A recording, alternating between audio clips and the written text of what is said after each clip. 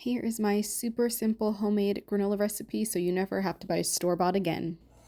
Okay, so we're going to be taking about 2 cups of oatmeal.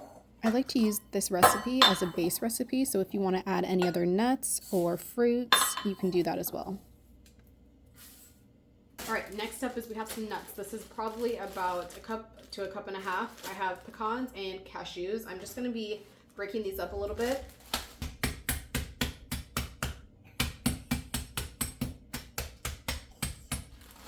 All right, so we have crushed up our nuts. If you watch any of my other videos, you know that I'm a home cook. I'm not a chef. You can pound out your nuts with whatever, but I'm just using the back of this big metal spoon.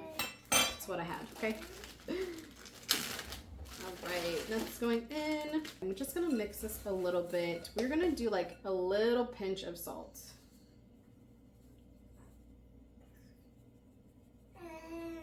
Maybe half a teaspoon-ish. Measure with your heart. Cinnamon. I like a lot of cinnamon.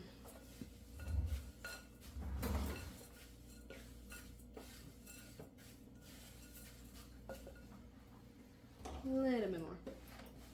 So as I said before, this is more of like a base recipe. You can always add dried fruit. When this is cooled, you can also add chocolate chips if you're making this for yourself or for your kids. If they enjoy chocolate, you can entice them to eat some more of this.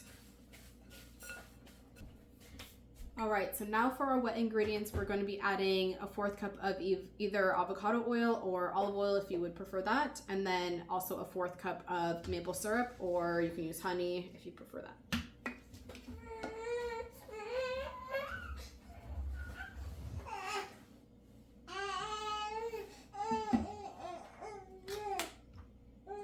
Girl, you see mommy's making something. All right, 1/4 cup of avocado oil going in.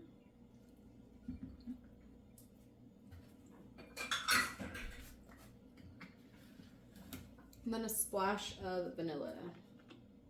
Maybe about a tablespoon.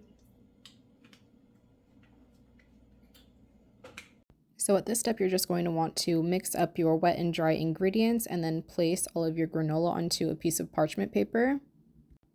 Make sure it's pretty flat. I like mine to be a little bit more crunchy and crispy, but if you want those more chunkier pieces, you can squish them not so flat, if that makes sense. So good. Oh, it's really good. We're gonna preheat the oven to 350. This is gonna go in for about 20 minutes. I'm going to check it halfway through, mix it up a little bit so everything is like nice and evenly browned, and then I will pull it out and show you guys when I'm done. All right, halfway mark, not browning up yet. I'm just gonna mix this around, pop this back in the oven, and I will see you guys in another 10 minutes. So I actually only had this in there for another 8 minutes, and it was pretty crispy, so I was perfectly fine with this. You can always leave it in there for lesser or more time if you want it to be more browned, but this was perfect for me.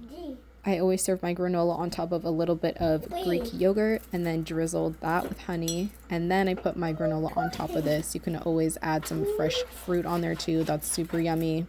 I hope you guys enjoyed this video. If you are looking for more simple and tasty homemade meals, please like and subscribe.